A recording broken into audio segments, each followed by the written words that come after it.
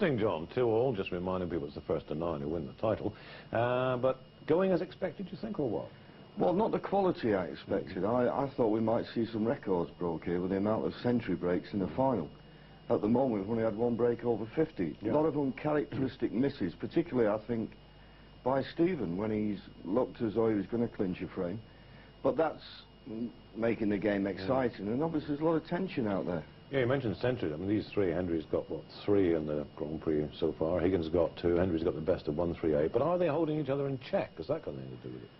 Well, you know, I honestly believe, well, the attitude you should have, that when you're at the table plotting the balls, you should forget your opponent. But of course, when you've got an opponent like Stephen and like John Higgins, it's always in the back of your mind that if you make a mistake, it could be your last. So that little bit of pressure has just caused them to miss 1 or 2 easy shots. Having said that, I mean, it's living up to expectation, the first ever meeting. I mean, it's entertaining stuff, isn't it? Oh, it's exciting. I mean, a lot of people say to me that the frames that they see one guy getting in and clearing up with a 100 break aren't really exciting frames. When you see mistakes and it's going down the last couple of balls, that is exciting. And if he carries on like this, I'll be quite happy. Yeah. Test the character for John Higgins, because that was, I mean, they're all important frames. To go in at 2-2, I mean, he's really starting again now. Yes, well, as I say, he's made 1 or 2 uncharacteristic misses. He's been let off a little bit by Stephen, and I would think of the 2, he's probably the more pleased to be 2 each. Higgins? Oh, yes, because Stephen's had the chances and looked to be going 3-1 in front at one stage, and John will be quite happy, I would think. Okay, well, they're in the dressing rooms at the moment, just having a quick rub down and a little cup of liquid of some kind, because that's the chance to remind you we've been running our little quiz for the last 3 or 4 days and nights here, where the prize is £300 worth of premium bonds to the winner and £100 of premium bonds to the 2 runners-up, and a copy of the new John Virgo trick video. What we've done, we've picked out 3 moments from this Grand Prix, which has actually been played down at the Hexagon in Reading, then at Derby, now here in Sunderland.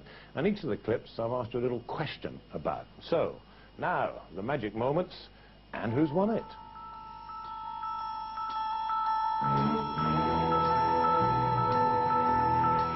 Question 1, the year 1986, the winner Jimmy White, the first of his 2 Grand Prix successes.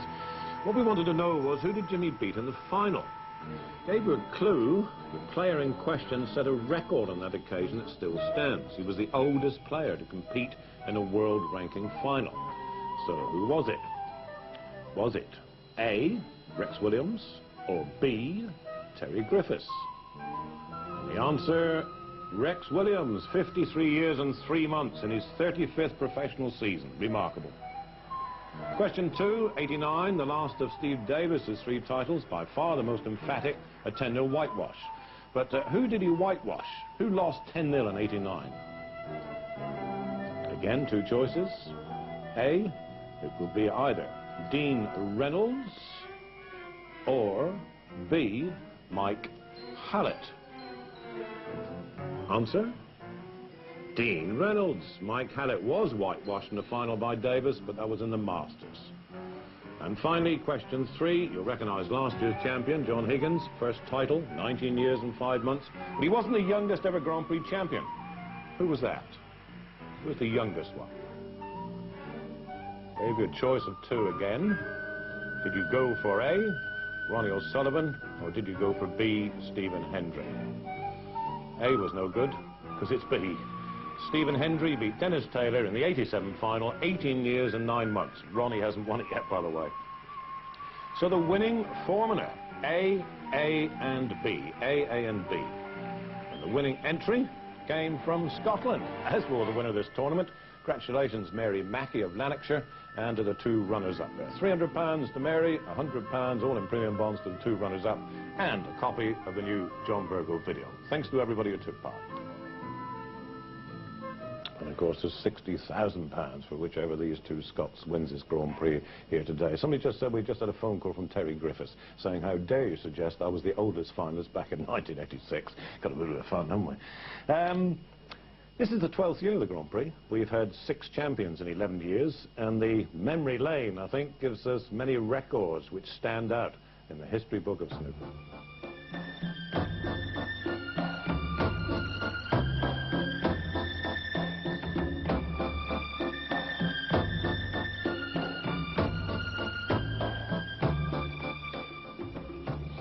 The opening final of the Grand Prix was an international affair. Canadian Cliff Thorburn versus Irishman Dennis Taylor, who was searching for his first major title. Dennis was in great form.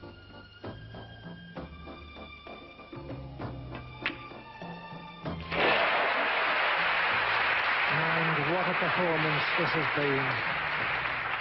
This will make it 8 frames in a row for Taylor.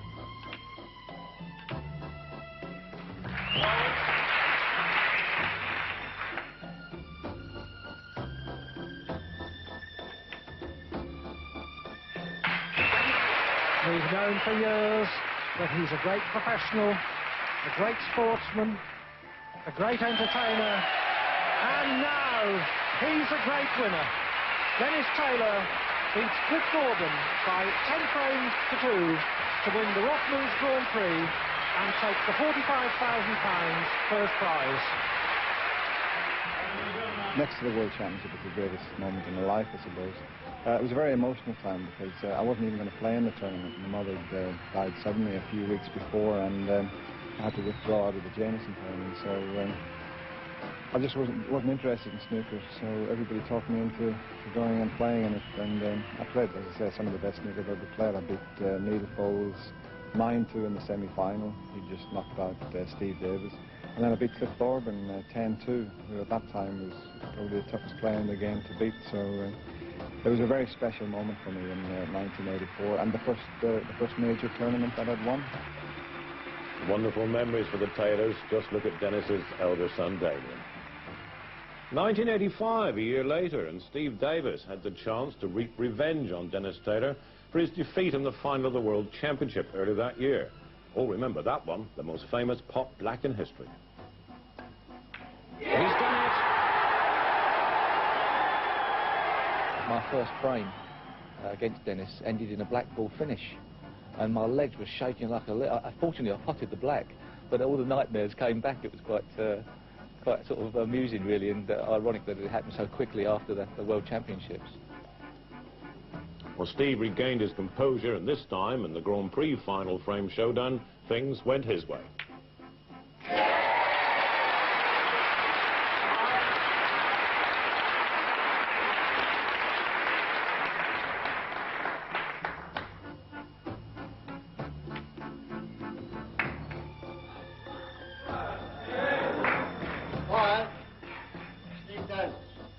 And that's it. It's all over.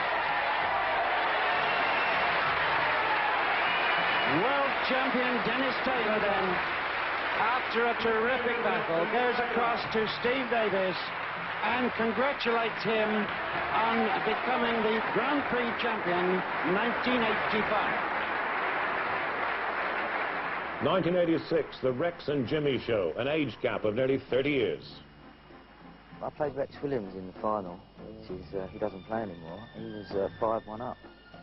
And I got into gear and I ended up winning the match 9-5. So, yeah, it was a good tournament to win from that position. And that's the ball that counts. Jimmy White, 72. A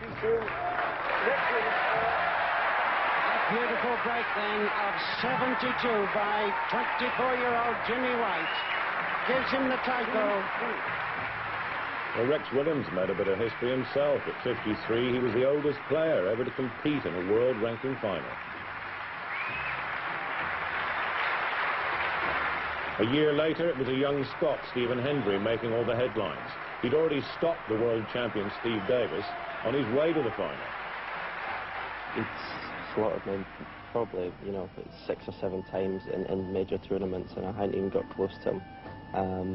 So to beat him that time, although it was only a best-of-9 match, and for me to beat him on TV in a major ranking event was a big achievement for me at that time. Hendry was up against Dennis Taylor, appearing in his 3rd final. But despite a spirited performance from the former world champion, he couldn't restrain a very young-looking Hendry.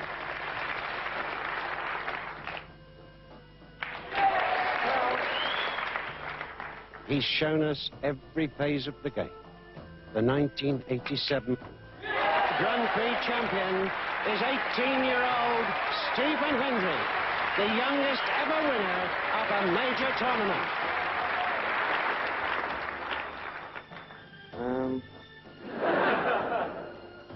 I don't know what to say because I've never been here before.